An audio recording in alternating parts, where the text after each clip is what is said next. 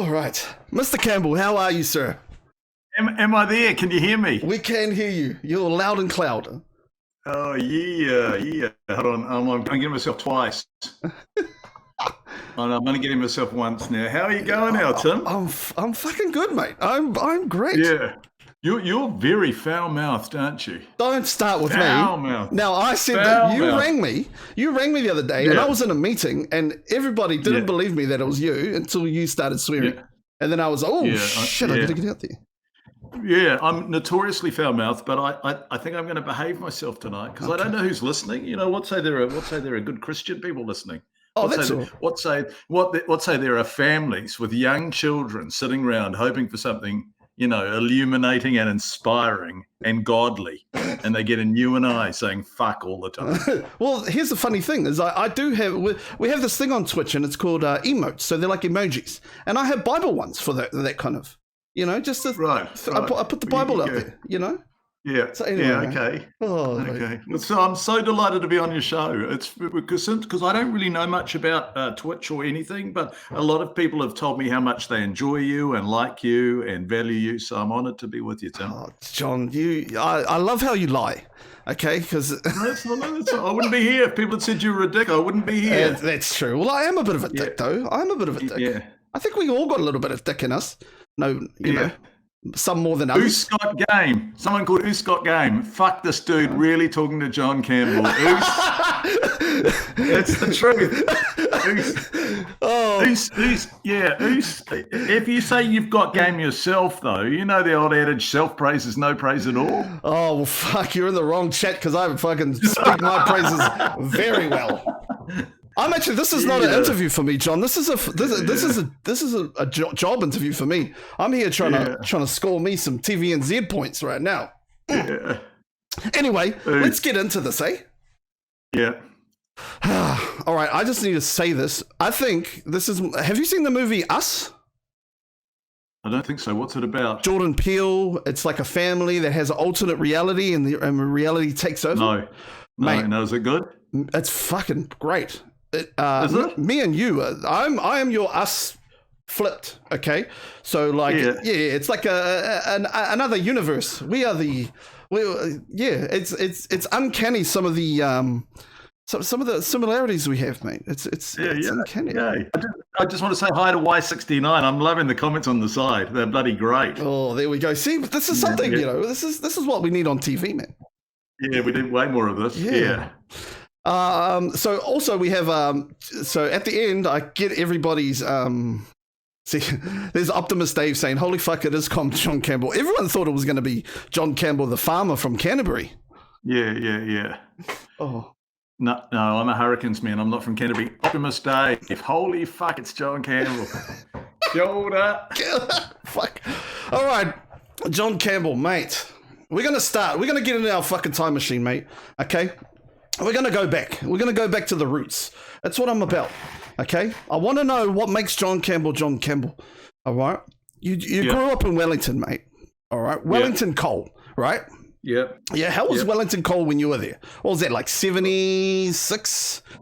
Yeah, that's clever. I think I started in 76. Yeah, that's clever. 76 or 77, yeah. Yeah. What was life back? What was life like then?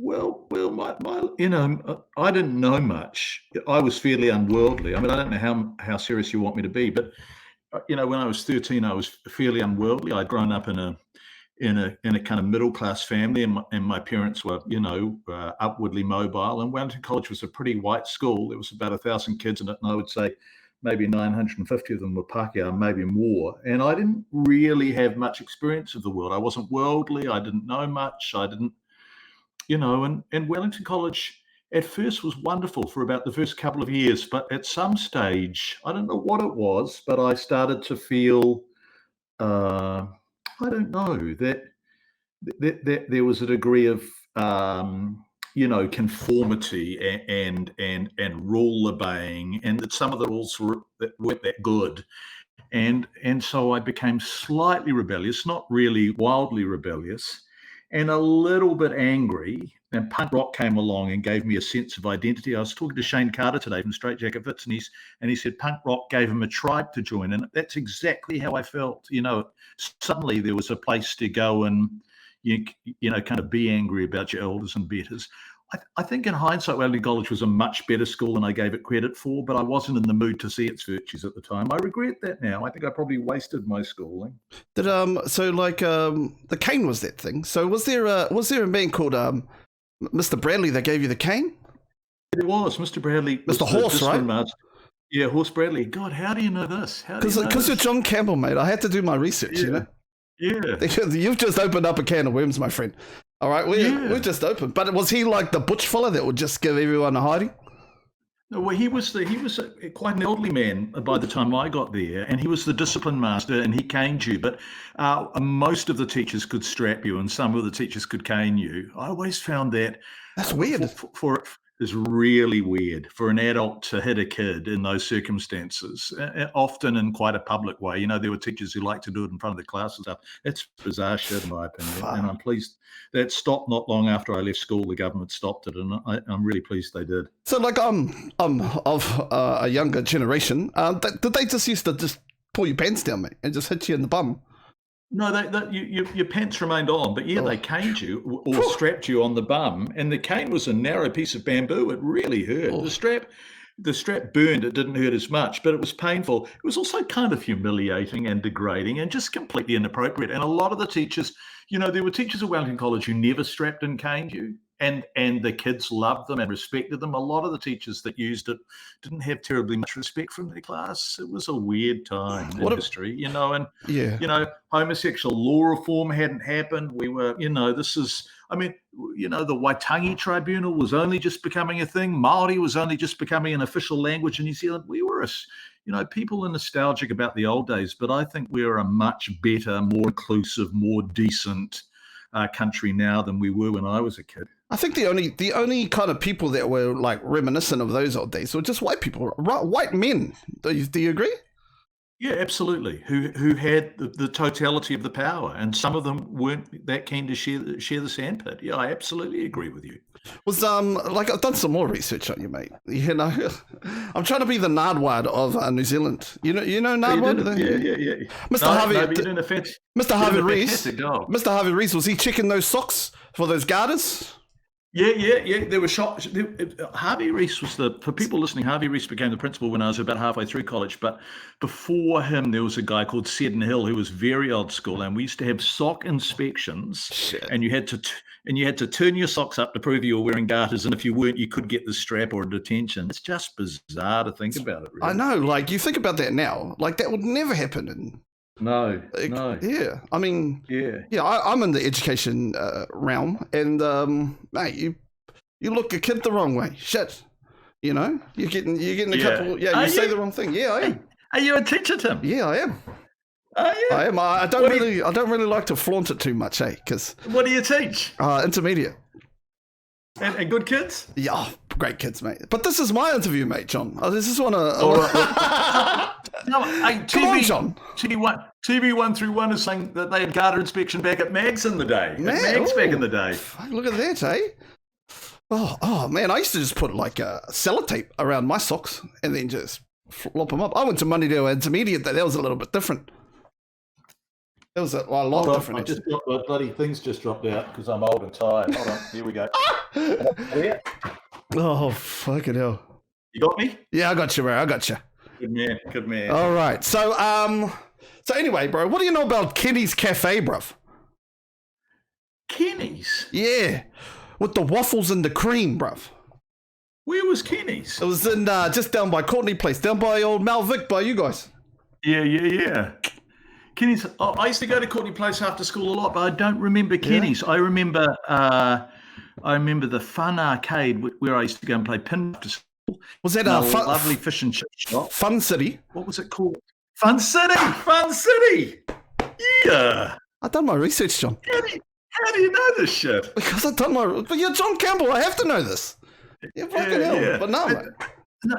No, so no Hands NZ is saying fuck Kenny's on Courtney. What is? I don't know about that place. I don't think. I heard Kenny's was good, but I mean, Courtney Place, that's when Bats Theatre was there, the Lido Theatre Embassy. There was an Opera Tower, Opera Town Hall, right? So there was a lot of artsy kind of shit going on.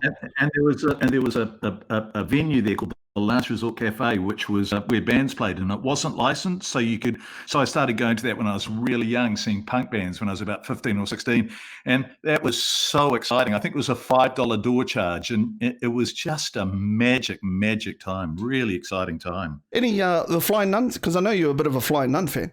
Flying. They were a little bit later. I didn't start seeing them till I was at university, but I saw them all. I saw the Clean, I saw the Chills, I saw Straight Jacket Fits. It was when I was growing up, there was always a sense that life was elsewhere, and most of the culture I listened to as a white boy having a very white upbringing in Wellington was all imported. It mostly came from England and some of it came from America, but mostly England. And then suddenly we started making our own, and it was just a magic time. Fuck. See, I'm getting in that DeLorean, mate. I'm Doc Brown and you're Marty McFly. We're getting in here, mate. Yeah. Here's another thing. I want to bring this up. I found this little tidbit about you, mate, and it pissed me off. I'm not going to lie. Okay, 1979. October, it was in the afternoon, Monday, October the 2nd. There was a speech contest, and there was David Harlan, there was Joe Espinito, there was Marco Grady. You didn't even place, mate. That pissed me off. Didn't I? In 79. Yeah, mate. You were fifth form. You were the fifth form, bro. Yeah, that's terribly disappointing. I was very, very serious in the fifth form. Oscar 3699. I am a big fan of Sneaky Feelings. Yeah, I remember doing a speech one year, and I was so nervous that I was swaying back and forth from my left foot to my right foot, just back and forth like a little pendulum.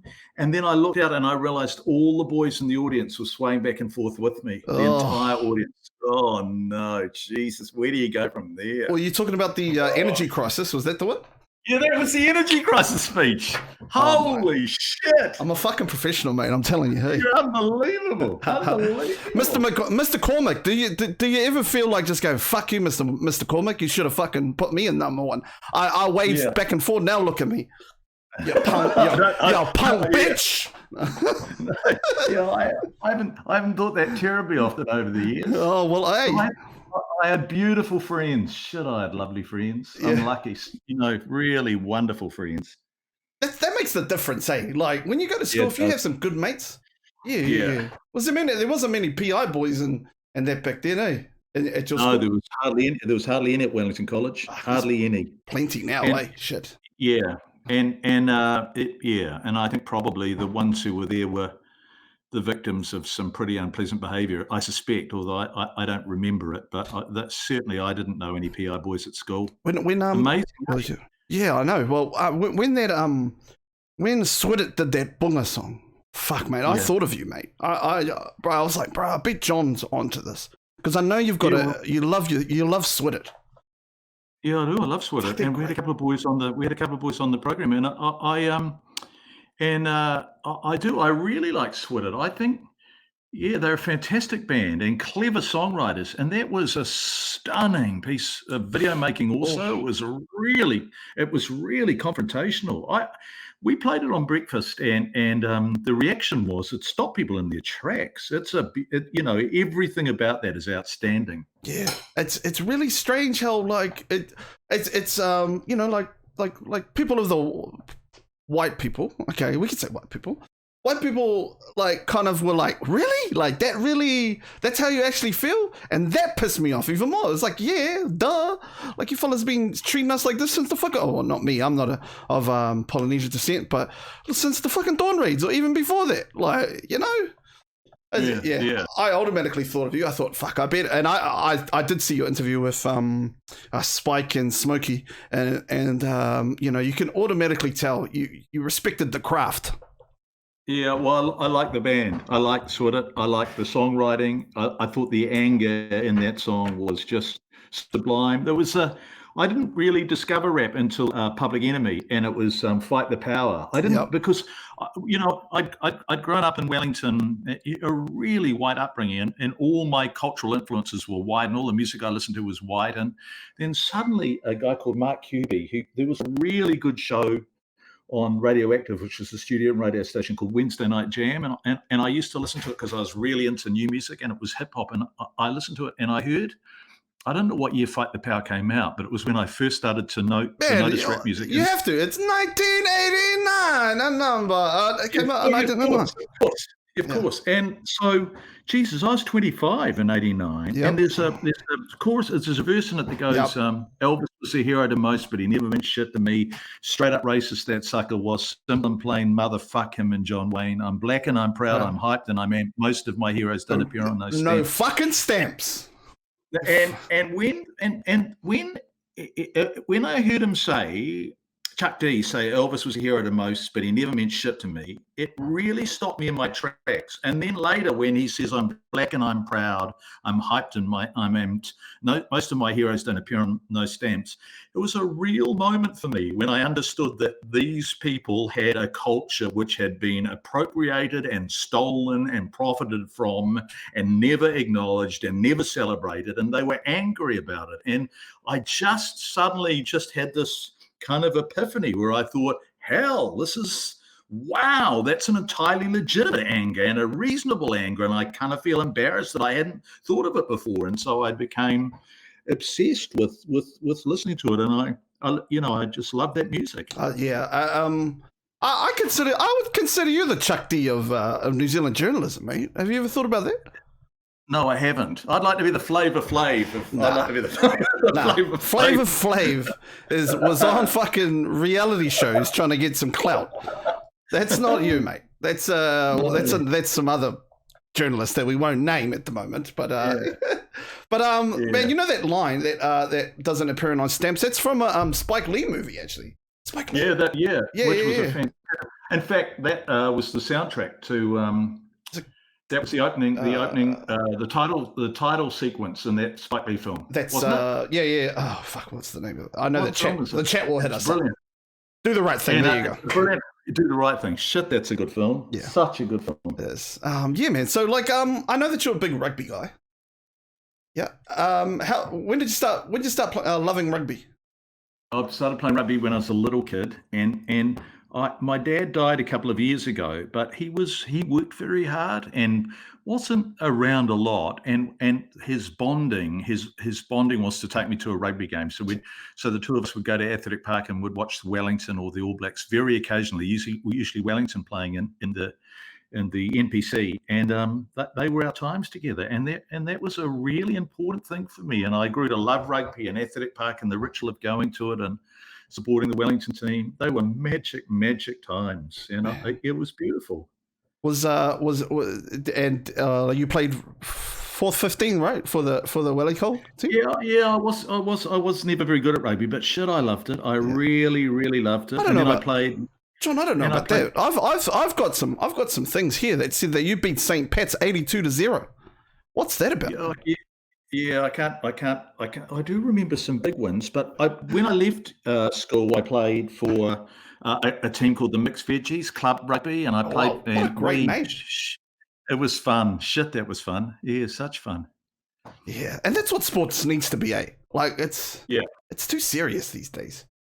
You know, are you one of those parents on the sideline that look at the other parents and go, "Holy fuck, what's wrong with your life, mate?" Yeah, I try not to be that dad on the sideline, because my boy plays rugby for St. Peter's, and I try to be. But early on when he was playing, I used to yell out to him, "Go, honey, come on, yeah, go, darling," and all that. And people would say, "You can't call your boy honey and darling when he's playing rugby." So I stopped doing Get in the fucking rug, honey. Get in there, boy. Get in there, forwards. Shit. So, and I said we have some similarities, and here's where I reckon our similarities are. Radioactive. When you first started at Radioactive, what was that like? That was very, very early on, right? When they first came up in the game. Is that correct? How long were they going before you got on? I don't know. I don't know, but they've been going a wee while. Because I saw in 1982 was the first ever FM station in Wellington. like before all the others. Wow. I didn't know that. I started active probably in about, what year did I start in active? Probably 84, 85. Oh, Yeah. cool. And I used to be called Sparky Plug, and I Yep. used to do a show with my mate Jimmy Scott, who was Friendly Brains. We did a whole lot of shows. We did alternative rugby commentaries, we did music shows, we did a show called The Joy of Knowledge. We just spoke shit. Yeah, God, it was fun. that's It was fun. you're taking it all was of my joy- research, John. I had all of those Sorry. notes down. Jesus, this is about Sorry, me, John. Yeah, sorry. Well, I'm impressed by your research. Dude, you're John fucking Campbell, man. I'm not gonna just sit back and just sit here and not do it. But like, what's Jimmy up to these days? Jimmy's still around. I was speaking to him last week. Friendly Brains, Jimmy Scott, Yeah. and he's a granddad now. Yeah. He's a beautiful man. Very, very funny. We did alternative rugby commentaries together that were bad. They were really wrong, but shit, it was fun. So fun. So you imagine, like, say if, like, back in those days, radioactive. Who was the All Blacks captain at that time? I can't remember. Probably some white guy, right? I don't know. It had to be some white guy. Yeah. David Kirk or something. Oh, Yeah. yep. So you imagine, him coming on your show and giving you an interview. This is what the fuck this is. This is my radio. This is my radioactive 88.6. You know what I'm saying? Yeah, but people told me about you, Tim, and said you got to go on with him. He's a good man, and so here I am. but like, this is what I'm trying to get at. Is that like the internet now? That guy Falcon or that guy Falcone, who's he? Do we know him? Yeah, we do know him. No. He's asking for more fucks. Okay, What kind of person is he? Fuck. Oh fuck! I'll tell you what. He's a dirty man. He's an absolutely dirty. Oh fuck! I'll tell you what. He's one of those guys that just comes in and filths up the chat. More fucks, Does he? John. No, he More doesn't. fucks, John. He's a good man. Is he? Yeah. Okay. So like, but the internet. This is what I want to get at. Is that like the internet is the student radio now, and Yeah, it is. Yeah. So this is kind of like your first taste of what it's this is student radio. Like, I'm just at home right now. I got my green screen. I got all that shit going on, and so it's absolutely crazy, and I'm just really thankful that you came on, man. Yeah, I'm delighted to be here, Tim. Thank you, and thanks for working so hard on the research. Oh, we're not. I'm loving the comments. I'm loving the comments up the side. Oh, we're not finished here. There's a couple of people you gotta be careful of in that chat, John. There's a couple there's a couple of people that will try and bait. They're fishermen. They try and bait for some tasty, spicy questions, comments. Yeah, there's Squirt and don't go. No, not Squirt. They need to go Squirt's from now. Hastings. He's from Flaxmere. Is he right? Yeah. That says enough, right? There you go. So TV3 come knocking at your door, right? Straight out of Vic, and then they came knocking, and they're like, yo. But they weren't the only ones, right? TVNZ were hitting you up as well, right? Yep. And what made you go to TV3? That was 1989. I went to TV3 because in 1989 TV3 was TV1 was very orthodox and very old school and very straight, and TVNZ was kind of subversive and disrespectful and funny and cheeky and no one watched it, and it just seemed to me to be a place for somebody like me, a safer, better bet for someone like me. And so I started at TV3. I started at TV3 in 91, and then stayed there for 24 years. Wow. Which was a long. When I started there in 91, I was the most junior reporter on 3 News. Wow. Really, really junior. Used to go and, do interviews for other reporters so they could put them in their stories, and then I stayed for 24 years. Do you reckon that probably the best thing they did was pair you up with Bill Ralston? Bill Ralston, yeah, because Bill was travelling a bit, and he needed a kind of junior in his office in Parliament, in the gallery office, to basically do the legwork and the very basic parliamentary gallery work. And so he chose me, and that was an extraordinary piece of luck. That was kind of, I've had a number of lucky breaks in my career, but that was really one of them. So I'd only been at TV3 less than a year, and I was a political reporter.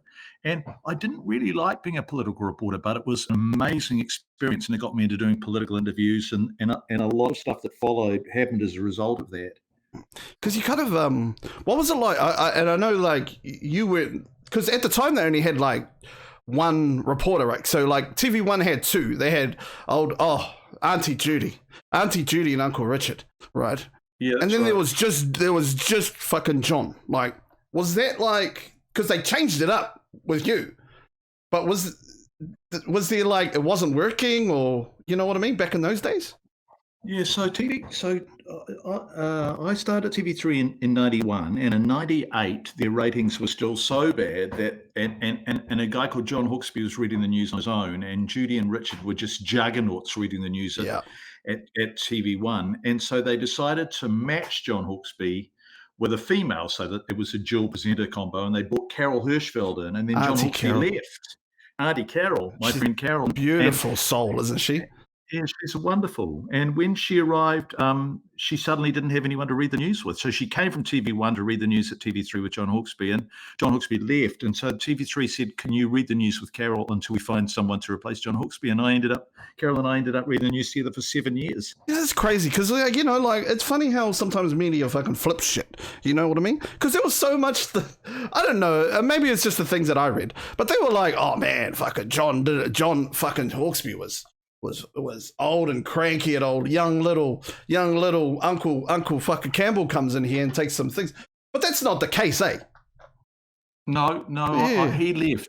He left, and I was his. I was his replacement, and I was just meant to be his temporary replacement until they found a permanent one. But yeah, we did Carol and I did the news for 7 years, and I did Campbell Live for 10 years. Carol seems like the lady that puts a lot of thought into her Christmas presents. You know what I mean? God, you're bright. She does. She puts a lot of thought into everything. That's a profound insight into Carol. Yeah, she was my boss for the first 5 years of Campbell Live, and she puts a lot of thought into everything. Yeah. She looks like the auntie that you're really nice with because you know she gives the goods during your holiday, like Christmas, birthdays. You know, you always have that auntie, and then you have the other aunties, and you're just like, ugh.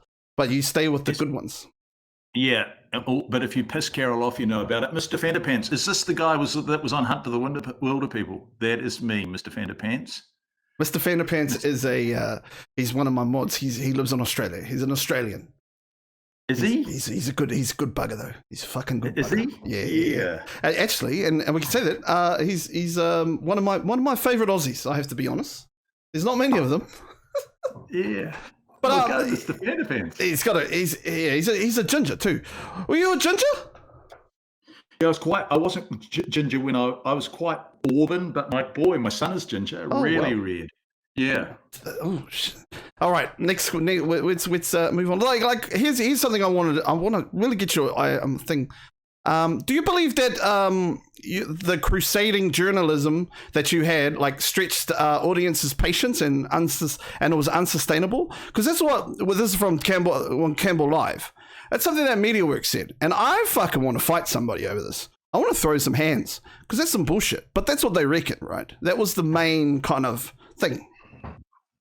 Yeah, there's some MediaWorks changed owners quite a few times in the last few years that I was there, and they brought in a couple of managers, a CEO, Mark Weldon, and a board member, Julie Christie, who didn't like Campbell Live and didn't like our crusading journalism and didn't like the sorts of work we were doing, and they were pretty adamant we stopped doing it, but we didn't want to stop doing it, and in the end. I just had to leave, really. Fuck. But like, what could they not like about this? Like things like, I mean, the CCTV building. You were there fucking all night, bro. You went. It's like work equaling. Like people forget the work and they just worry about the now. And bro, I watched that shit religiously every day just to check in. And I only watched you. I didn't watch nobody else. And I'm only one man. But you know what I'm saying? Heaps of people like that. I was proud of that work we did. We did, we did really good work, and we did work in Christchurch. We did work around 0 hours. We did work around Pike River. We did work around child poverty. We did work around food in schools. We did work around the ABs to Samoa. And I look back on those campaigns now, and I think, they were good, worthwhile, important things. And that wasn't just me. That was the team. That was the boss, Pip Keane, and our reporters, Lockie, Ali, Trissy, Anna Burns-Francis. Our Jendi and John and Christchurch. It was a really good team. And for a few years there, we were on fire, I thought. Well, there was Pip, right? And she was like, she was at Campbell Live?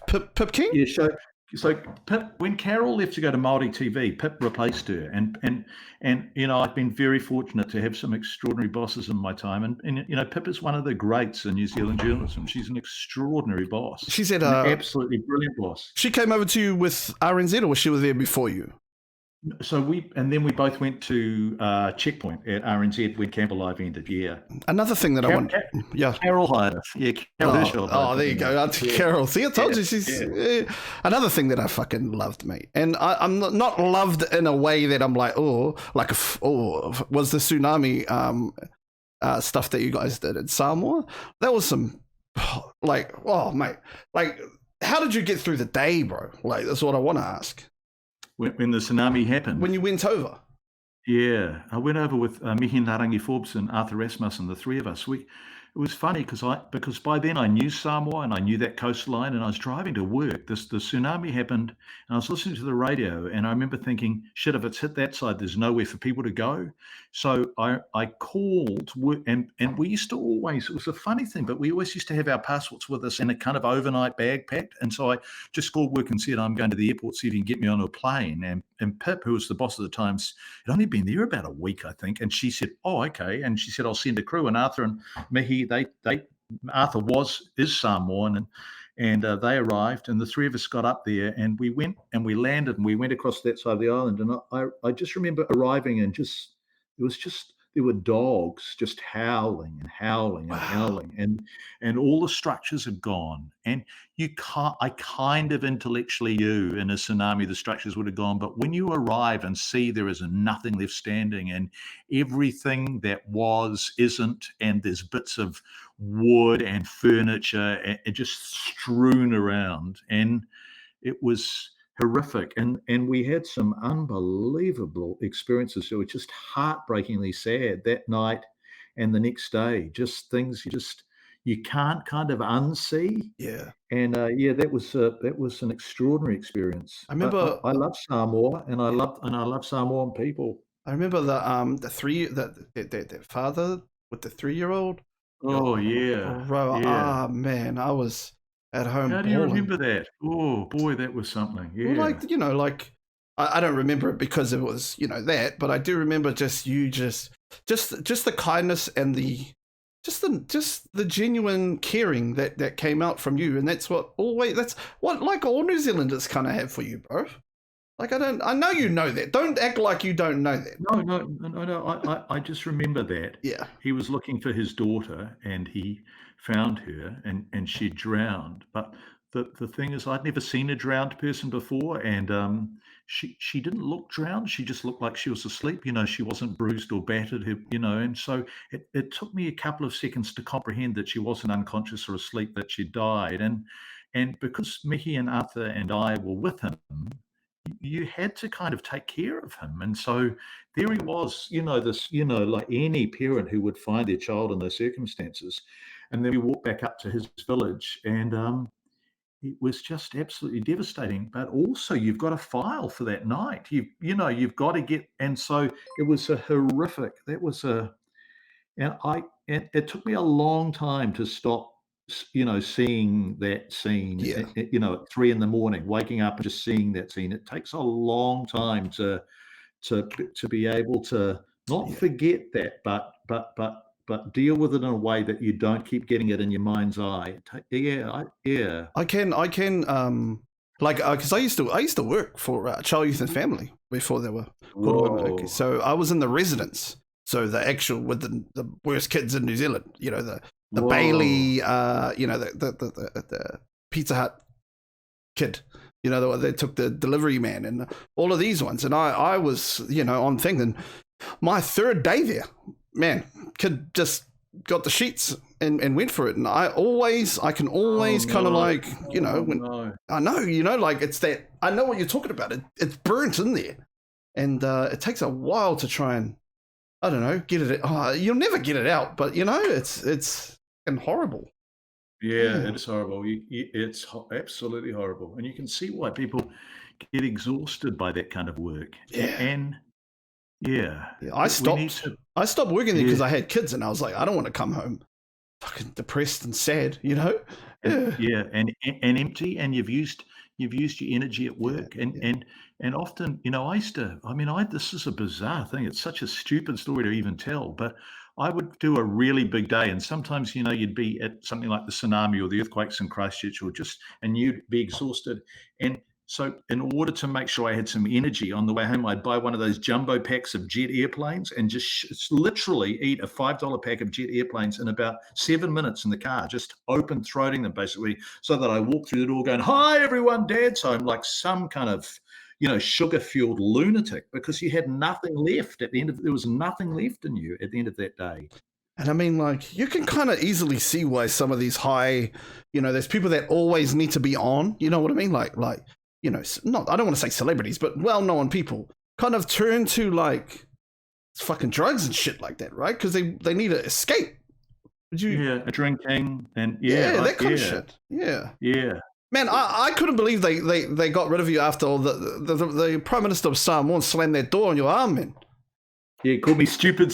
And there was the Samoa Observer, which is a newspaper I love, and I love Kenny, the Mataafa Kenny Lesser, the editor. I love him to bits. But he put a photo of me on the front of the Samoa Observer with stupid on the top. Oh, fucking stupid, eh? Yeah. Oh shit! Yeah, he was. He didn't. Yeah, we sometimes we get along, Mr. Tuialepa and me, and sometimes we don't. But I think at the moment we are. He must have loved you when you bought the ABs there. Yeah, he thanked me. And when at the official, it was magic. I felt really proud. Yeah, I felt really proud. There we go. All right, so from TVNZ you moved on after, or wasn't after 24 years, and you went to RNZ, right? Yeah. What was that like going back to radio, man? It was good. And we had a Checkpoint, which was the afternoon show that I was doing. It was a fantastic team. It was a really great team. But in the end, I'm interested in something.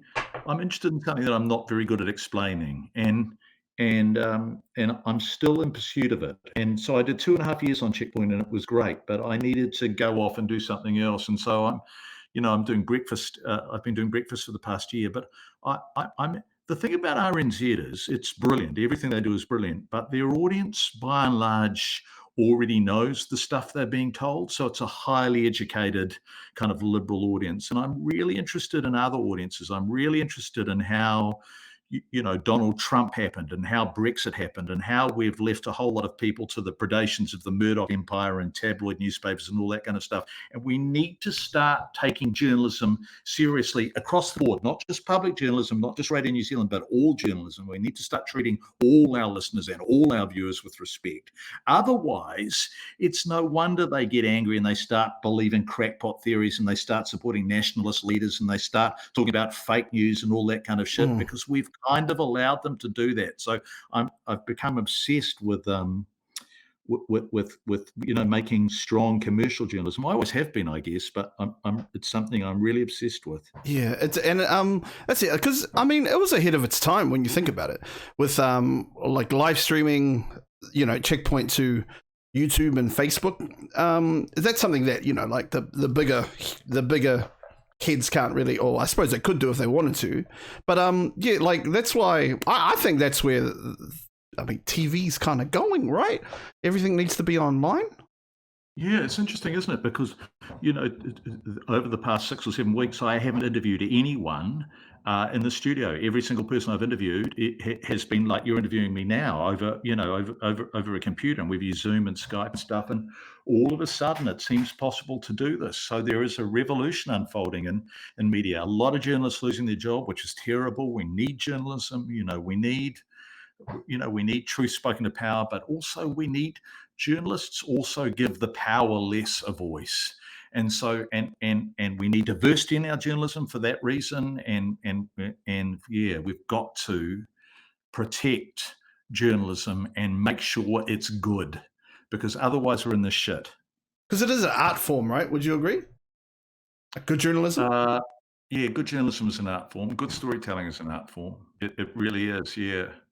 So, like, in terms of, because you left RNZ. Oh well, yeah, you left RNZ, right? There was a decision that you made. You were like, listen, yeah, to go to TVNZ, yeah. What types of things contributed to that choice? Just I bored? don't know. No. It was. I'm just really interested in a different kind of in a. I'm interested in talking to people who I think aren't engaging with journalism a lot. Mm. And so RNZ's listeners are highly, they're educated, that they're, politically active, they have strong opinions, and so, and that's public journalism for them is very, very important. But I'm kind of interested in people who don't consume journalism very often and what's shaping their opinions and where are they getting their news from. I'm really increasingly fascinated by that. And I'm also increasingly fascinated by the people who don't get access to journalism, whose stories are never told or seldom told. We have to tell their stories. We can't only interview the same 200 experts over and over and over. We have to tell other stories. Otherwise, we're not being representative. And, it's called broadcasting for a reason. It's meant to be broad. It's meant to have all voices and all lives in it. And so I'm kind of obsessed with that. That's your passion, though. You know what I mean? When you're passionate about something, you feel like that, right? Yeah. Yeah. They say like passion is love mixed with hate sometimes, and that's what I get from you, man. Yeah. But like Paul Thompson wanted to be back there, right? Who Scott's game is saying, stop, I'm slamming the table. She didn't even realise I was doing that. Mate, that's what I do, mate. This is what I do. Yeah. Sorry, RDG. Artsy G. I've got a question for RTG. Like, what about legalizing marijuana? Because he's an avid user. Is he? Artsy, does he is. smoke a bit of weed, old Artsy? He gets on it, bruv. Yeah. I was very strongly in favour of legalization because I feel like the people most likely to be criminalised for possession of marijuana are the people that life is already tough on. So I'm slightly less in favour of it now, but I'm still in the referendum. I'm going to vote for. Absolutely. Yeah, so I'm not glib about it. I think ideally, people wouldn't smoke a huge amount of dope, but I just think the notion of criminalizing someone for smoking cannabis is absurd. So yeah. All right. So TVNZ came a knocking, and you were like, "Yeah, man, let's do this." Yeah. How? Because you were a roving reporter to start off with, right? Yeah. Well, why did they put you there for? You're John fucking Campbell. Yeah, I don't quite know what we were doing there. I think because I'd never worked there and because I had a reputation for being a bit of a unilateralist, and also because I like to do advocacy journalism. I like to drive an outcome, and that's not really TVNZ's style. So I think the reason I was roving was they were trying to find out what to do with me. So they got me, and then they tried to work out where to put me. I think that was what that was about. And now, that's good. Was Jack? I've got a bit of a story to tell you, okay, about old Jack, the young boy Jack. Okay, I went to this party one time, and I fucking thought, and he was there, and I was, I'm a very loud, boisterous kind of a guy. I'm very charismatic, and I said, "Jack, brother," and I brought Jack over. I fucking swore I thought he was a Māori boy. I thought his name was Jack Tami. So I was calling him Jack Tami for the whole fucking night. Jack Tami, brother, come over here. And then 3 weeks later, he never corrected me at all. He's such a nice kid. Never fucking. He's a lovely guy. Guy. Jack Tami, brother. Jack Tami. And then he never corrected me. And then a week later, I was like, "Is that your name's Jack Tame?" And Jack Tame. And I was like, "Oh fuck!" I felt a bit. Yeah, but I don't reckon you will have been the first person to have done that. It's sweet that he didn't correct you, though. I know. It's a nice story. Yeah. What's so because he was on Breakfast, and then they moved you over. What was everything all good there? Was he all like, he's doing Q&A now and loving it. That's choice, eh? Yeah. Is he under the wing? What's that? Is he under your wing? You're teaching him Are you Bill Rolstering him? No, Jack doesn't need any help from me. I do like working with the youngsters. There's some youngsters on Breakfast that I'm really enjoying working with. There's some brilliant young people. I really. There's nothing more exciting really in our job than seeing someone at 20, 21, 22, 23 who you just know is going to be fantastic. That's and watching them realize it and discover, it's magic. And there's a few of those kids. It's really lovely. I've been I was going to say blessed. I've been really lucky to work with some brilliant young reporters. Is Really brilliant. how long does it take, or how long did it take you to actually find yourself? You know what I mean? Because I mean, it's easy, like how you could just be yourself on camera. Because I mean, you weren't when you started off, right? No, I wasn't. I used to speak in a terribly posh voice and be all serious. I don't know. It probably took me quite a few years. Um, yeah, I probably didn't really truly find my voice till Campbell Live, and Campbell Live started in 2005. I mean, maybe I'm being a bit tough on myself. No, that's not true. I started to find it before then, but it's just about the confidence. If anyone's listening who is a journalist or a journalism student, or you know, the one thing that you have that no one else has is your lived experience, your life, the stuff you know.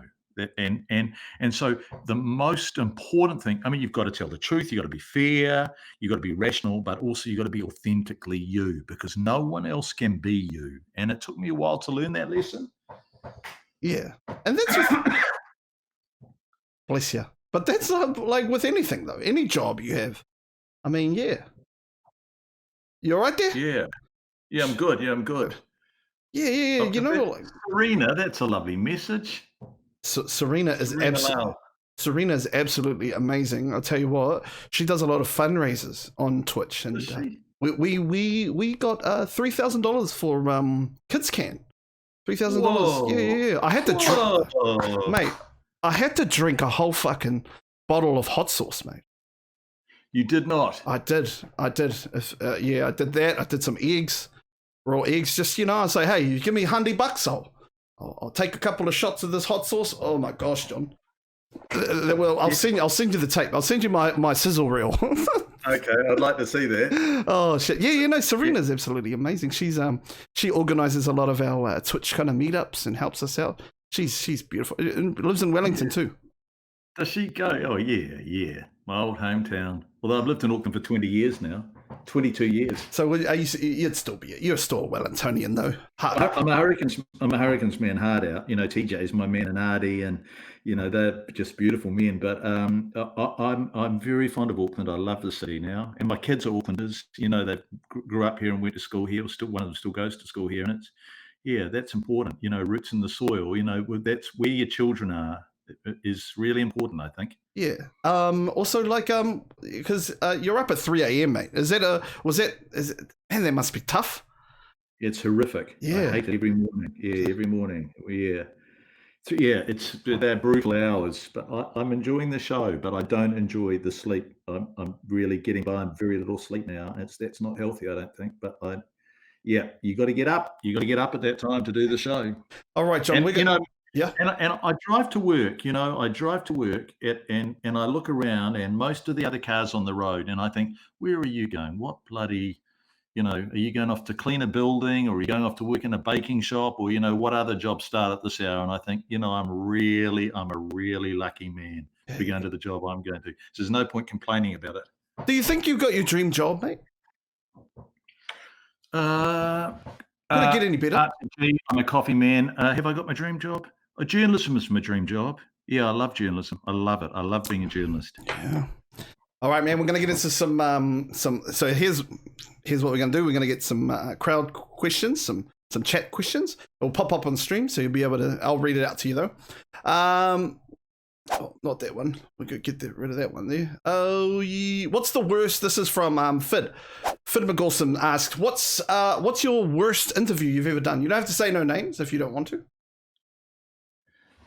Probably Ken Ring. He was the guy who was. Yes. He was the guy who was using the moon to predict earthquakes, and I was just tired, and I'd, been working long hours in Christchurch, and seen some stuff you don't want to see, and people were exhausted and stressed out, and and I was dealing with a lot of emotion and all of that, and this guy was just really pissing people off. He was, and I just lost my rag with him. I was super unprofessional and really lost my rag with him. And I think I don't really remember it. I've kind of tried to repress that memory, but I think I ended up just shouting at him on the telly, which was super uncool. I apologized the next night, I was just really fucked, I think. Oh. Next question from Serena. Serena, that came up. If we Yeah. made a movie about you, John, who would you want to play you, and why is it not Tim as the other person? Tim. I'd want you to play me, Tim. Thank I'd you. want Tim to play me, and if Tim couldn't play me for my rugby career, when I was playing halfback for the mixed vegetables, I'd like TJ. I'd like TJ to play me. Was this when you were smashing teams 82-0?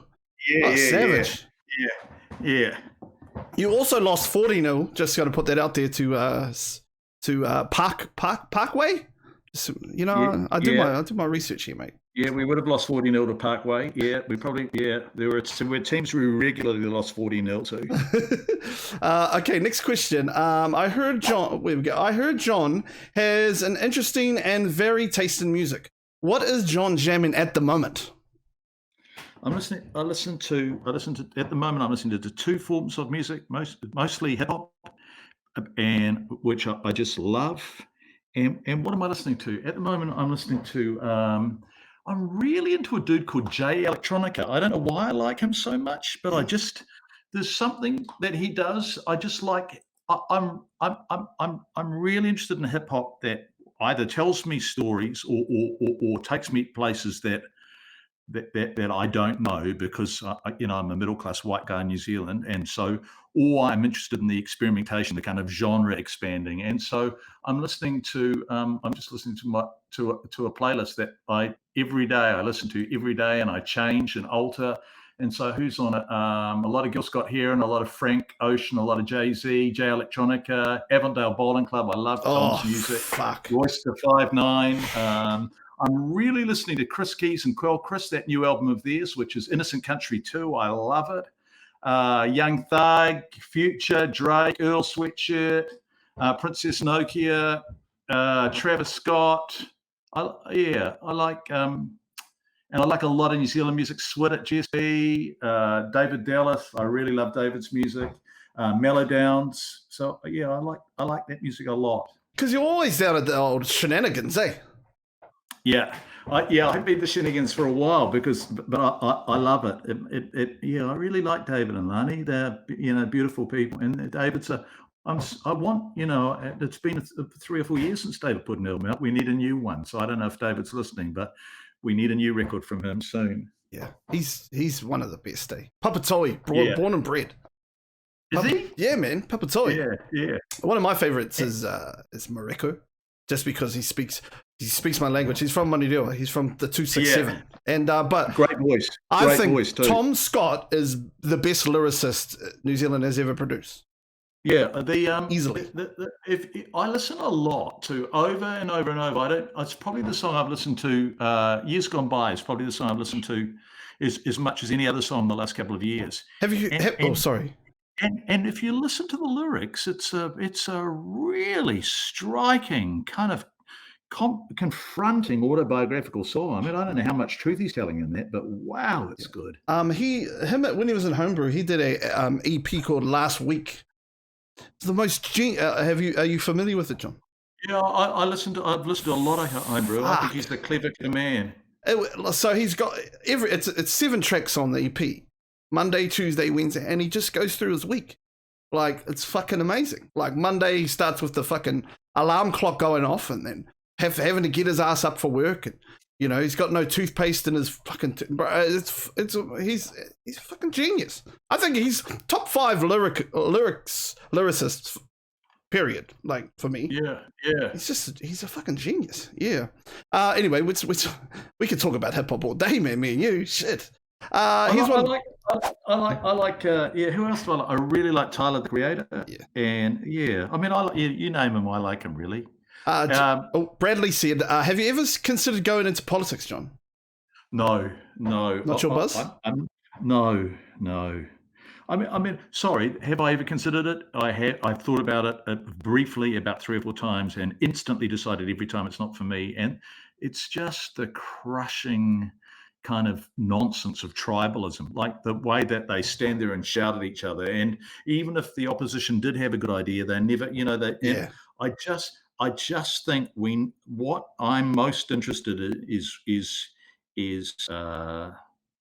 is what I think is best now, and I'm really interested in giving voices to people who don't have voices. It's the thing that I'm most interested in now in journalism, and I'm not interested in winning. I'm not interested in my party being in government. I'm not interested in scoring points of the opposition. I just don't give a shit about that stuff. I'm just interested in telling stories and shining light in dark corners. Really, that's just. And also, I love being a journalist. I don't know that I'd be a good politician, but being a journalist, sometimes I feel like I'm flying in that job. Yeah, and you're amazing.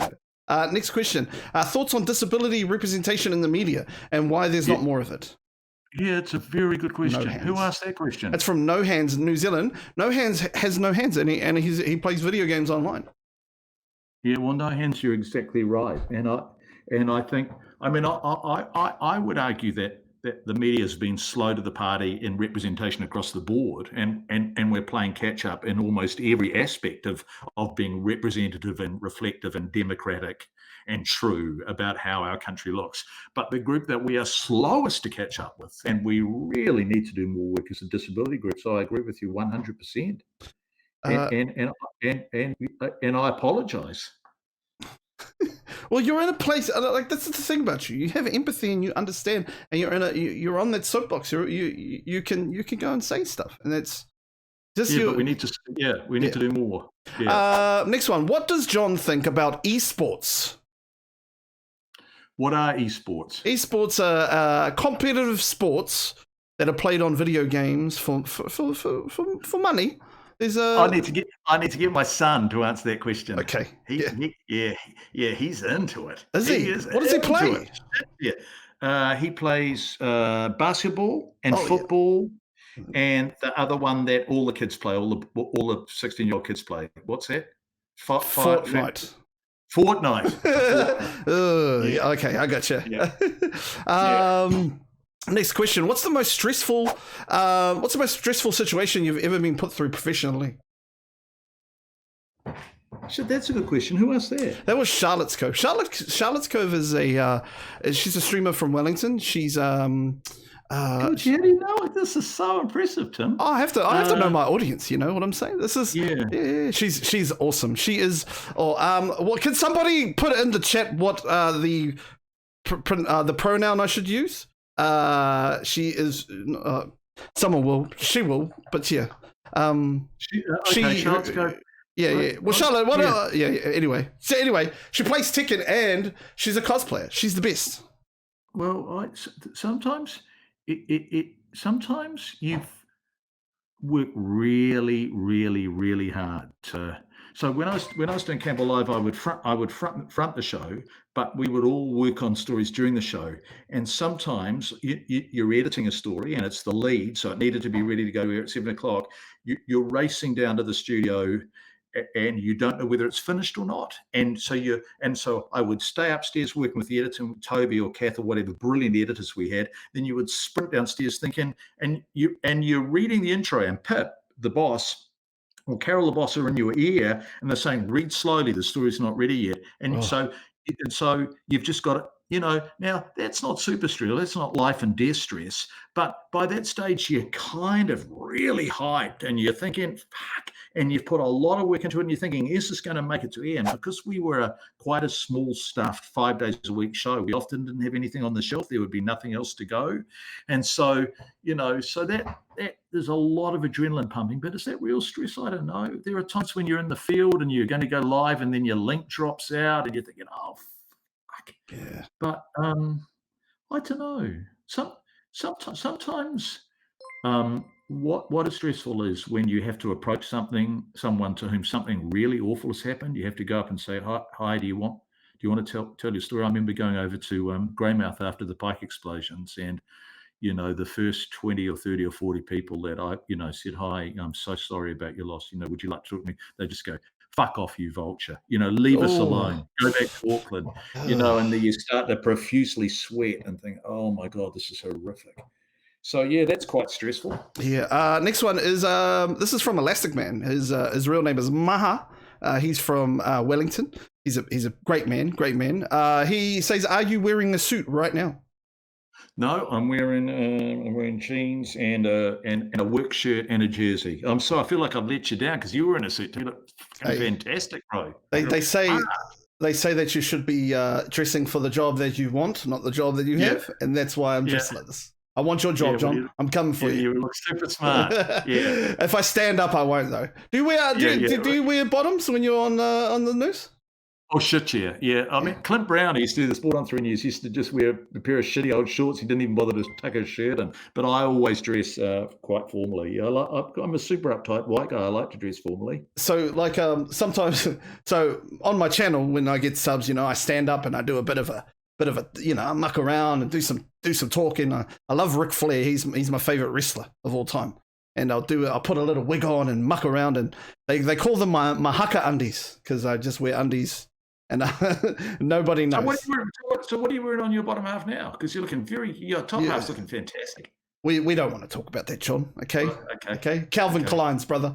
That's all you got Oh, good. Good man. All right, A G-string, someone said. Fuck. This is what I told you at the start. I said I bet these motherfuckers in the chat are gonna fucking roast me, and look at them.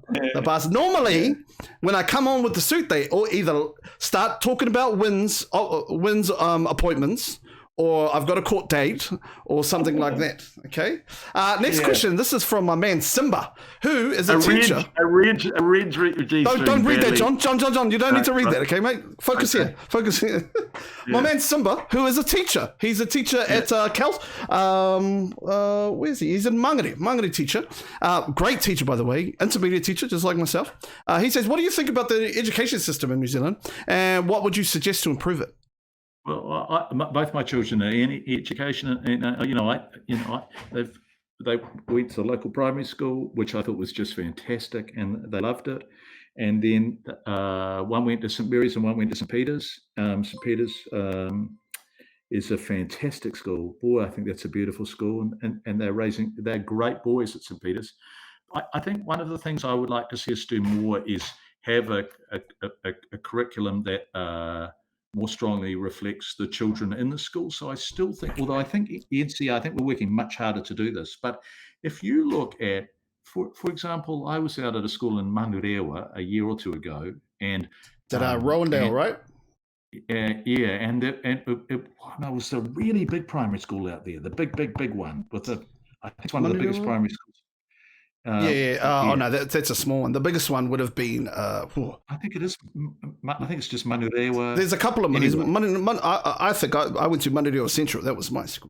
I think it was either that one or the other one. Anyway, yes, continue. Well, the principal, she said to me, I said, how many of the kids are bilingual? And she said they nearly all are. Yep. Now, so here's a whole lot of kids who speak, Samoan or Tongan predominantly. Some kids speak Māori, and then they go to secondary schools and they can't do Samoan or Tongan in many, in a large number of our schools. Why the hell not? And why don't we champion that? The fact that these kids are bilingual. When my boy did 1 or 2 years of Chinese, I'm saying, oh, my son can speak Chinese. Well, actually, he could count to 10 and say hello. But these kids are genuinely bilingual, and so I don't think we're affirming and celebrating enough of what our communities are providing to our education system. Mm. And I don't think the education system is trying hard enough to say, let's hold this up and make it valuable, because it is. And so that would be, but I think our teachers do an amazing job, and I think and I think it's getting better and better. We started off, Tim. This interview started off with you talking to me about Wellington College and us being strapped in cane. I was in a stream at Wellington College. Latin was compulsory. That's just stupid shit. And so schools are much better now than they were then. Much better. All right, I've got my last question. I've got thousands of questions, but I'm going to ask and I was going to ask this later, but I'm going to get this guy up. His name is Brox. Have you ever heard of Brox, John? Brox H, but it's Brox. Okay, so Brox recently, he was on the front page of Twitch doing whakairo, so wood carving, Māori wood carving. Yeah. Had 6.5 thousand people in his chat. Right now we've got 100 or something. 6.5 thousand people in his chat. all just looking at the co-pub, looking at what's happening, and he's a beautiful man too, very humble, and I just wanted to bring him up. What's Brock's real name? Day Day is his real name. Day Day. He's I don't know. He's Brock's the Carver is his name. Korg, and he sounds like Korg from Thor: The Ragnarok, like Taika Waititi. But anyway, he asked, "What's your favorite pie, mate?" Oh, steak and cheese, Brock's. No contest. No contest. There we go. Yeah, I'm just logging into Twitter so I can follow Brock's. There we go. I'll send you a link over to you. Yeah, steak and cheese. Beautiful, absolutely. Man. All right, Brock's the Carver. There he is. Brock's the Carver. Journey here for the last game in Whakairo, on the road to becoming the #1 brewmaster in my mum's heart. Rotorua, you and Rotorua, Brock's. That's my man right there. I love that guy. Anyway, well, all right, let's get to some quick. These are my questions now, John. These are hard hitting questions. Okay. I'm going straight for the jugular with these ones. All right. Yeah. What's the best bakery you've ever been to in your life? Best bakery. I don't know. I quite like the Mamata in Grey Lynn. It's good. Okay. But the best bakery, I don't know. I used to work with a cameraman, Ross Kenwood, who knew magnificent bakeries, but I can't think of one offhand. Sorry, that I'm letting you down, Tim. I'm gonna throw this out here. Okay. I would love to take you out to Clendon. It's my home. Best bakery in the world, mate. I'm telling you. Okay, so let's do that. Let's do that. I'd absolutely love to do that. Yeah, it'd be great. Yeah. What colour's your toothbrush, mate? Blue for boys, because there's 4 of us in the house, and I'm thick. What's the first piece of KFC or fried chicken that you grab out? What's the piece that's yours? Oh, the drumstick. Yeah. Not enough meat on that, man. Oh yeah. Yeah. All right. Would you rather eat shit that tastes like chocolate or chocolate that tastes like shit? Chocolate that tastes like shit. Yeah. Do you wear socks to bed? No. That's harsh, eh? I don't know how people can do that. Yeah. I don't. Yeah. That would be an odd thing to do, eh? No. What's one of your favorite TV cartoons growing up, man? Did you watch cartoons? When I was growing up, were there cartoons? I don't know. I mean, I love Brotown, and I love those Dave and Oscar, and those boys are just beautiful. I love those men. What was? I don't really remember cartoons when I was growing up. I suppose there were cartoons. It was shit like the Flintstones and the Jetsons. It was probably crap. Now it probably is. Yeah. Do you have pineapple on your pizza, mate? No, I'm a wanker. Yeah, I'm a terrible snobby wanker. Android or Apple, man? What one are you? What was that question? The Android or an Apple user? No. I'm hard out Android because Apple don't pay enough tax in New Zealand, and it really gets on my tits. And when I was at RNZ, I tried to get Apple to explain why they pay so little tax in New Zealand and how their costs are so high, and so high that they don't seem to be required to pay very much tax, and they just wouldn't give me an interview. And I just thought it was such a fair and reasonable question to ask. And in the end, I'd been Apple up to that point, but I switched to Android. So I don't know whether Samsung pay any more tax. I must do some research on that. You have to. We need to find this out. You're the only man that can do that. Yeah. What's your totally NZ? The way Apple does business is disgusting. I'm with you, brother. What's your Macca's order, man? What do you get at Macca's? What's your burger of your choice? I don't because my metabolism isn't what it used to be, and so I have to watch what I eat. But if I was going to get Macca's now, I'd get a Big Mac. Bloody good, aren't they? Yeah, right. They actually sell like Waddy's does the sauce, man.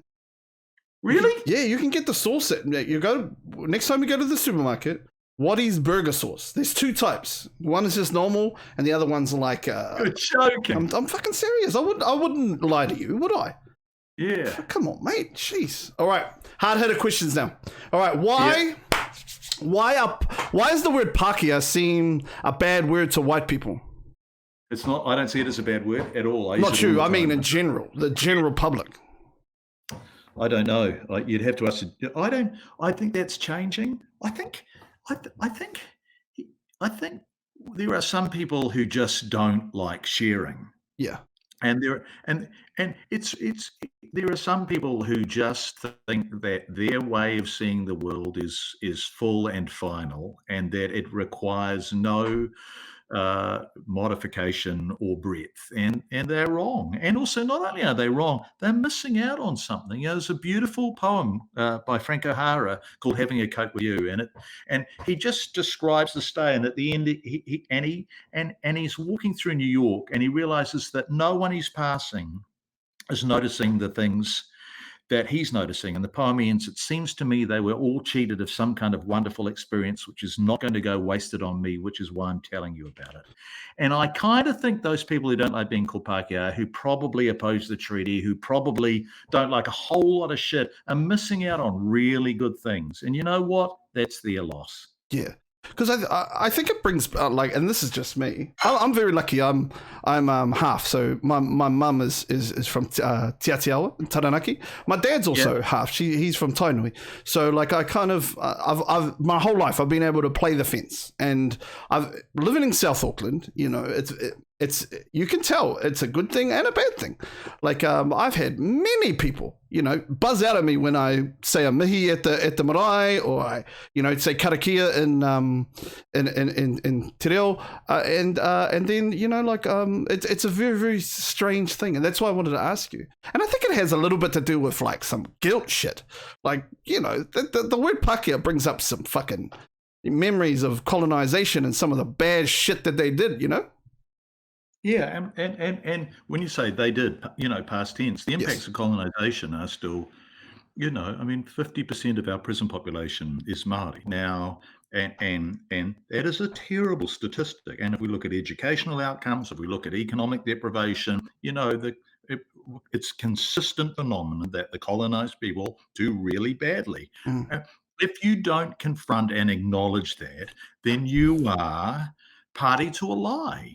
And who wants to live in a society? I always say to people who say, "Oh, you know, what about why do we need treaty settlements?" I say, "Look, I'll drive you up to Starship now, or we'll go up to find 2 new babies at Starship Hospital, and we'll explain to the parents of the Māori baby why you feel that it's appropriate, that their life expectancy is shorter, that their chance of ending up in jail is higher, that the chance of doing well at school is lower, that the chance of them being in a high-income household is lower." Go and explain to them why you think that's okay, because it's not.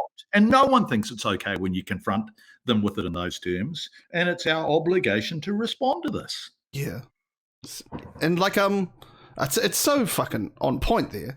I mean, I work at a very my colleagues of Pākehā, and you know, we went on a field trip to Governor Gray's house in on what's the island called? Fucking, I don't know, one of those islands out in the Hauraki Gulf, and I refused to go in the house, and I was looked at as like, who the fuck are you? Like, get in the house. I was like, I'm not going in that house. That man's the oppressor of my people, and I'm not cool with that shit. And I felt like the man. I felt like fucking Rosa Parks up in that shit, you know? Yeah. People get really offended, don't they? They get really offended by that, but they get way less offended by, you know, systemic, ingrained, enshrined disadvantage. That doesn't offend people. But you refusing to go to Governor Gray's house events, people, it's weird. People are weird. But I do think that we're getting better. I think, you know, that kind of reactionary conservative strain of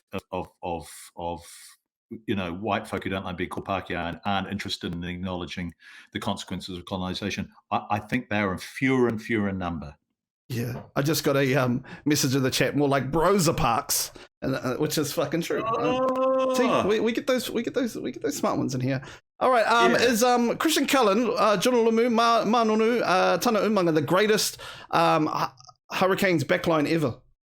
Isn't that unbelievable? And also, I think probably Alama Yeremia was in that backline too. So you reckon that was? Yeah, but they never won the competition. That's what my next question was going to be. Unbelievable. How did they lose to the Crusaders 39-16, mate, in the bloody fucking semi-final?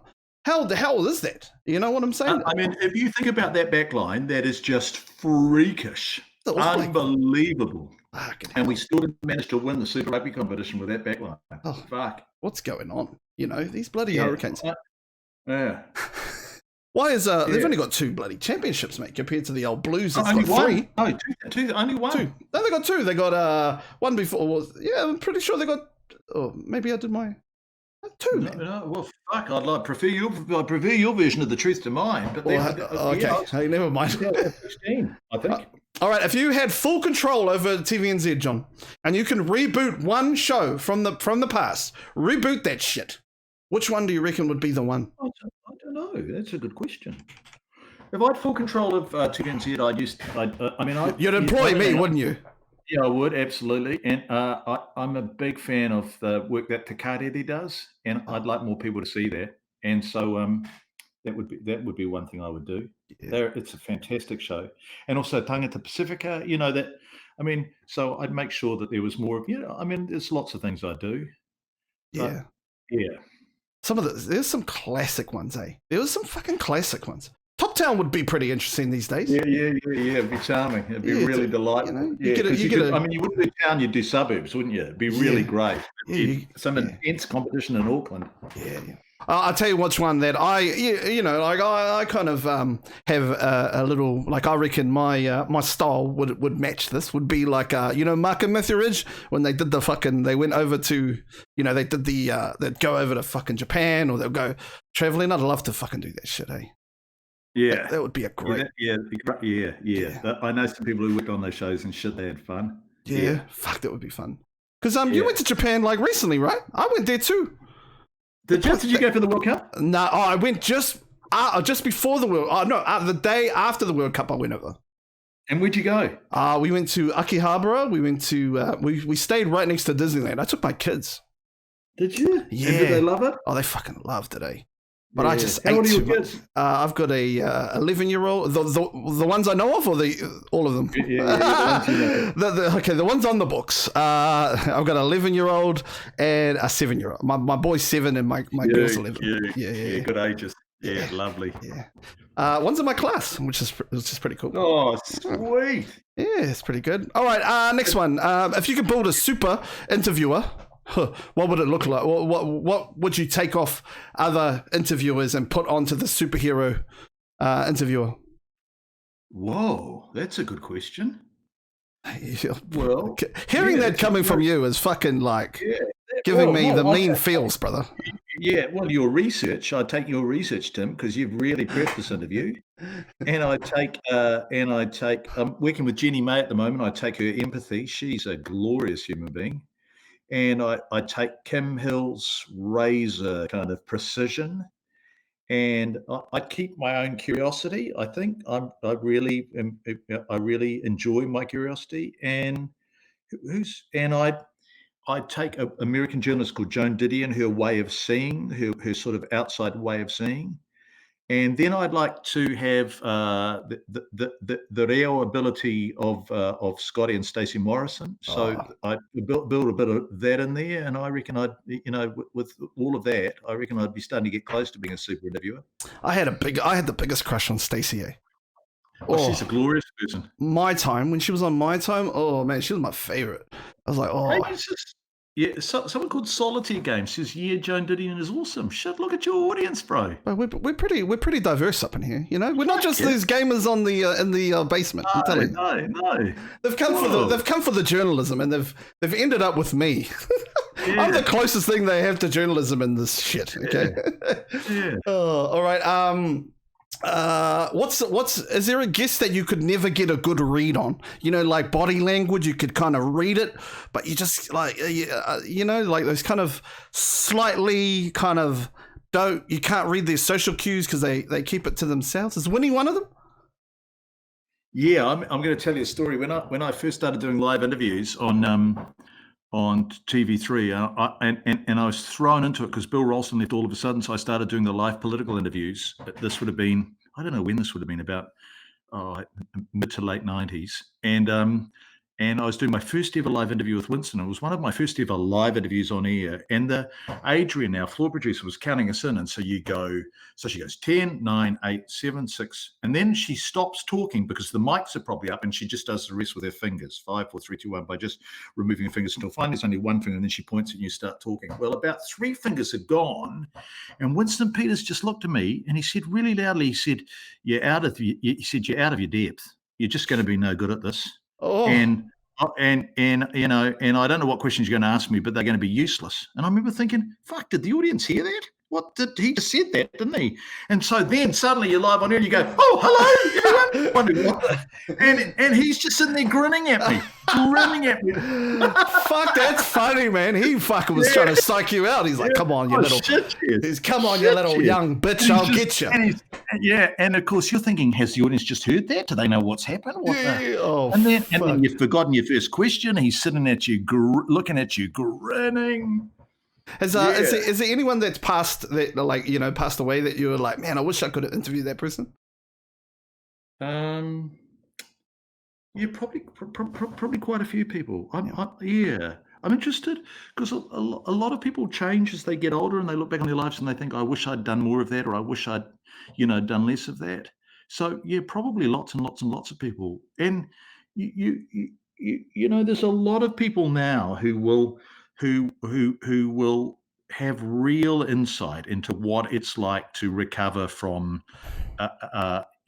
depression, but they'll be really, really, really old. So, we need to hear their stories before they've gone, because they can inform us now in ways that will be truly valuable. So there's lots of people probably I wish I'd interviewed before they died. I did one of David Longey's last interviews. I think probably his last TV interview I did, and that was extraordinary because he knew he didn't have long left, and it was amazing to be with him. Incredible. Oh man, that's cool.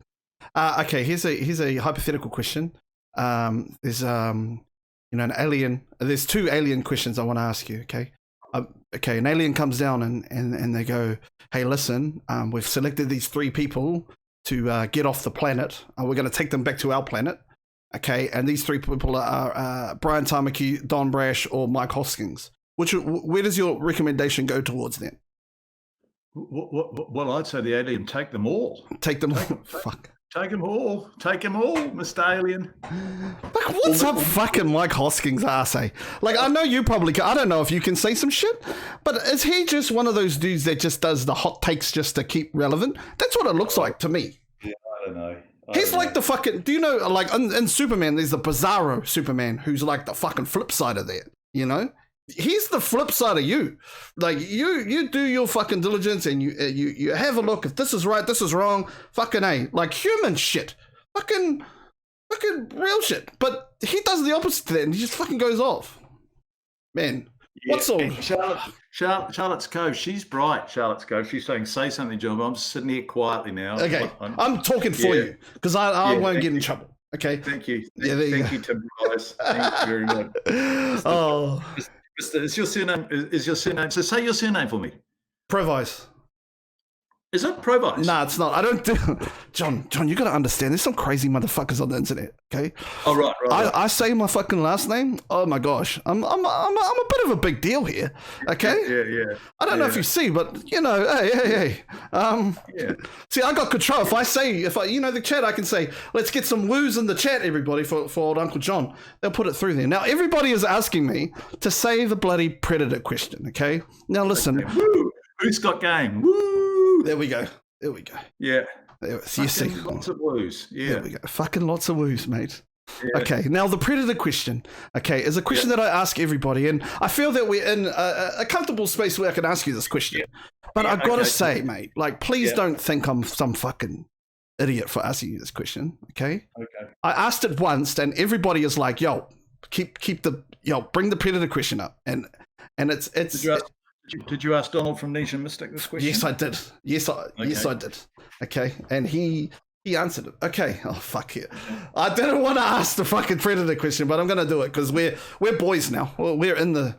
Okay, predator. All right, predator. The fucking predator. Okay, comes down and telepathically talks to you and goes, "Hey, I know you, John Campbell.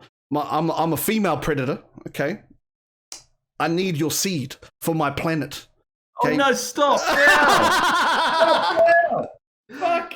Fuck, bro! It's to save the planet, though, John. It's to save No. the planet. You're just a no. Okay, okay. There we go. Need me. She doesn't. She can have your seed, Tim. I don't know if they want, bro. She's fucking already probably got it, mate. Probably in the drain. In the shower drain. Wrong. Jesus Christ. Yeah. All right. Go away, predator. All right, John. And that's me, man. I know we went over time, but I'm so sorry we went over time. Yeah, well, it was a good pleasure. It was a pleasure. I've thoroughly enjoyed your company. I've enjoyed the company of the people scrolling up the side. Bloody delightful. You've got delightful friends, Tim. Oh, and now I consider you a friend, John. Okay. Yeah. And if you need a roving report, I'm right here, man. Thank you so much. And ex-high-ticks, you're bad. You're wrong. Oh, Yeah. he's bloody good. good. Old. Do we know him? Yeah, we do. He's a welder in the North Shore, actually. Is he? Height? Yeah. He's he brought me up in this game. He was my Bill Ralston, you know? Really? Oh, nah, not really. I'm my own Bill Ralston, mate. I'm self-made up in here. Yeah. All right, John. Well, it's been a joy being on with you, Tim, and thanks for all your hard work. I'm really grateful that you went to so much trouble. It's been a pleasure being in your company and in the company of everyone's listening. Thank you. All right, so and everybody, just give it up. Some bloody someone's calling me Talia 4. Let's all give. What should we give John? We'll give John some illustrious. Let's give John some illustrious to say thank you. Everybody, throw the illustriousness up in the chat. And yeah, man, thank you so much, man. We'll talk later anyway. Okay, thanks, Tim. I really appreciate it, and thanks everyone. And all those illustriouses, thank you. It's been a pleasure being with you. I've really loved it. Take care. Thanks, everyone.